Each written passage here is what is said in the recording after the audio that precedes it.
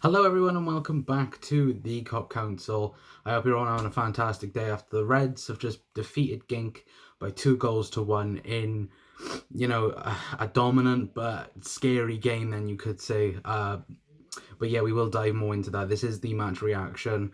As always, guys, please like, share, and subscribe. We're on the road to 100 subscribers right now, so if you can please share it, get us to our goal, and then we may have a special giveaway for you guys once we've reached that 100 subscriber mark. So yeah, please hit that subscribe button and the notification button, to get notified when our posts come out. So yeah, Liverpool have just defeated Genk by 2 goals to 1. In like I said, it was a dominant game by Liverpool. Liverpool games are dominant at the minute, but it was a bit nervy towards the end. But we will dive more into that. So the team sheet comes out. It's far off the team I said it was going to be. We had James Milner at left back. We had the midfield three of Naby Keita, Gini Wijnaldum, and Fabinho. Joe Gomez started in the centre back role alongside Virgil van Dijk. Trent did play. Alisson played. But the midfield three of Keita, Wijnaldum, Fabinho. I know a lot of people on Twitter as well like that midfield. And then we had the up front three of Alex Oxlade-Chamberlain, Divock Origi, and Mo Salah. It was, it was just one of these games where, the team sheet looked good, simple as really, and it should have won more comfortably. But yeah, Liverpool do take the lead then early on in the game through a nice work play. Gini Wijnaldum on the actually scoring end of that, which is nice for Gini. It was a well worked goal. Virgil van Dijk passing it to Milner and Keita, building a bond on that left hand side. And then, Naby Keita slotting it to James Milner with a cross. And then, not James Milner again, Gini Wijnaldum poked it in the top corner, I think it was. Yeah, in the top corner to make it 1-0 to Liverpool. And then the Reds dominated from the first half until Gink scored the equaliser. It was just chance after chance after chance. Mo Salah not converting, Divock Origi not converting. We'll get more into those guys, but yeah, then Gink did equalise around the 40th minute, I think it was, or the 44th minute. They did equalise. It was just, I think it was over. I think Fabinho tackled a player, and it went out for a Gink corner, and then Gink took it really, really well. They took it really, really good, and they scored from the corner, which, you know, Liverpool can't keep clean sheets. That's the similarities of this. Liverpool cannot keep clean sheets at the moment. Alisson Becker talked about it a couple of days ago in the press conference, saying that Liverpool needed to keep clean sheets, and well, lo and behold, Liverpool don't keep clean sheets at the minute. But yeah, in going into the break, then we actually were drawing somehow after Liverpool were dominant, and just lately Liverpool have been so dominant, and then we've either been behind or level in games. So hopefully we can get that right for the weekend against Manchester City. But yeah, let me know your guys' thoughts on what happened in the first half, really, and what was your thoughts on Gink's equaliser. But then when we go into the second half, Liverpool doing the exact same as the first half, dominant on the ball. Trent Alexander-Arnold's passing, yet again, phenomenal passing range Trent's got. He is a specialist in long balls, free kicks, dead balls, wherever. He is a specialist at kicking balls, guys. He had a good game, in my opinion.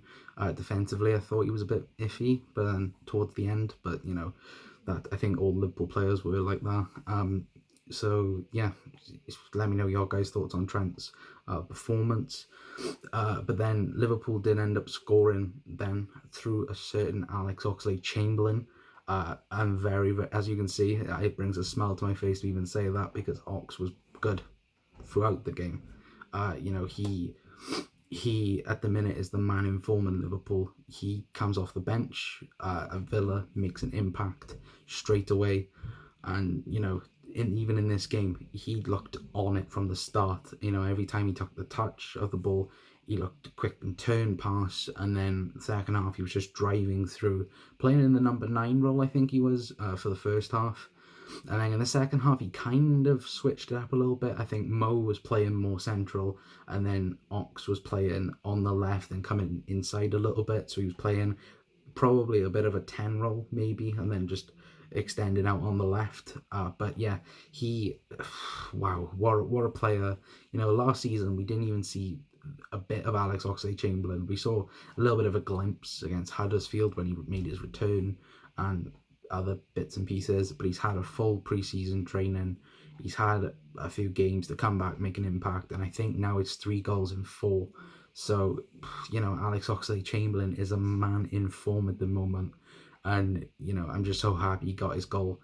And for me, this is an early spoiler for our preview show to Manchester City. He gets in my team for Sunday. You know, he loves scoring against Manchester City. He loves playing against Manchester City, and I think he deserves to play against Manchester City. But yeah, that was pretty much it. The whole game, Liverpool were dominant as ever. Genk, fair play to Genk. I have to say fair play to them. They hung on in the game. You know, Liverpool, I think, had something like 27 shots or 21 shots, somewhere around the high 20s, I think it was. And Genk only had about 7 shots. And, you know, Genk, to be fair to them, they were, you know, we all expected Liverpool to win, but Genk did hang on in there, and fair play to them. I think now they are knocked out mathematically, of the Champions League, but to be honest with you, they played really, really well, so fair play to Genk for giving us a tough game, and especially later on in the game where they looked pretty threatening. Alisson Becker having to make a few saves to keep us in the game, so, you know, just, again, big shout out to them for giving us a good game. But then I want to talk about 2 players, and if you've seen yesterday's preview, guys, I did say, will Jurgen pick Mo? And he did pick him, and I don't know what's wrong with Mo Salah. He did not look all there again today. You know, I don't know whether or not it's because he's been injured lately. I don't know if it's because if he's out of form. He is obviously out of form. I don't think he scored in a couple of games now. And it reminds me a lot of last season where he went on that little bit of a blip, didn't he? I think he went like 9 or 10 games not scoring, and he looks like to be going in that form again where he's not all there. And I have seen a few people on Twitter already and a few people on YouTube right now saying, will he start against Manchester City? For me, it's a yes. Mo Salah starts no matter what, but I can see what people mean by on form terms. But for me, Mo starts on Sunday. That's the end of story with that. But he needs to be all there. You know, against, I think me and Mickey said it after the Villa game, he didn't look all there, and he didn't train for the whole week with the squad. He was just doing indoor work and everything like that. So, you know, what is wrong with Mohamed Salah at the minute? Please let me know your thoughts in the comment section down below. And would you start him against Manchester City? For me personally, like I said, I would. I think that he is looking, well, he could change all around. He could score the winner against Manchester City. So if he does do that, what the hell do I know? But yeah, again, then Divock Origi, quiet game for him. I thought he had a quiet game. He had 1 or 2 good little spells. He had, you know, I think in the first half after Genk scored, he had that opportunity to make it 2-1, but he scuffed his shot, which was a little bit of a bummer. But, you know, what are you going to do? You can't really hate Divock Origi, the Champions League hero from last season. I did predict, though, that he would start, and he did start. So, you know, extra minutes for Divock Origi, which is very good. And, you know, hopefully he can, if Liverpool are in trouble on Sunday, hopefully he'll come on and save us, as he always does, as the super sub then.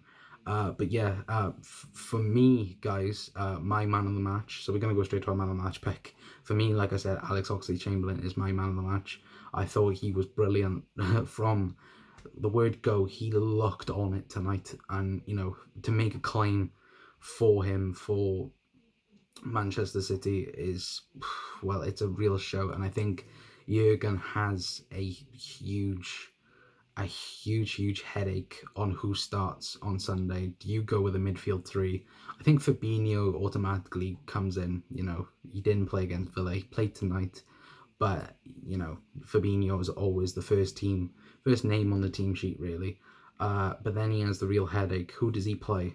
Does he start with the midfield of Wijnaldum and Keita? Does he start with a midfield of Wijnaldum, Henderson, or even Alex Oxlade-Chamberlain and Jordan Henderson? It's a real headache, guys. And I think even me trying to think it now, it is a real headache to even think who Klopp is going to go for on Sunday. And, guys, let me know your thoughts, if you are still watching, in the comment section down below on who you think is going to start the game on Sunday in midfield. For me, at the minute, when I am thinking wise, I think he's going to go with the likes of Jordan Henderson and Alex Oxlade-Chamberlain, because Hendo didn't play tonight. He had the full night off. I think he's been I think the commentary said that he's been recovering from an illness, so hopefully Jordan Henderson is fine and well for Sunday. Even though some people do give Jordan Henderson hate on Twitter, and that he is a very good player and a very crucial player for Liverpool Football Club. But yeah, that we will have a full-on preview, hopefully with a very special guest that hopefully is very recognizable to you guys. So please stay tuned for that. But yeah, that's pretty much it, really. I think that at the end of the day, Liverpool are top of Group E. I think if we beat Napoli next time out now in the Champions League, we are through as group winners. That is it now. We are through, depending on the Napoli result. But then we just need a point now, realistically. I think no matter what, now Liverpool just need a point. So yeah, unless other results go different ways. I think if Salzburg lose against Genk, I think then both Napoli and Liverpool are through. I could be wrong with that, but I think that's true. But yeah, so yeah, let me know your guys' thoughts on tonight's game, who your man of the match was, and like I said, your thoughts on the Manchester City game ahead. And the Reds make it, look so easy, but then so hard at times. But Liverpool are just a drug, and they're just an addiction, and we can't get enough of them in the minute. But yeah, the Reds move on now to the clash against Manchester City, and let's hope that the Reds can actually win, and win it in style. So yeah, I've been Connor from the Cop Council. Like, share, and subscribe, guys. Get us on the road to 100 subscribers, and yeah, I'll see you all in a very bit. Bye.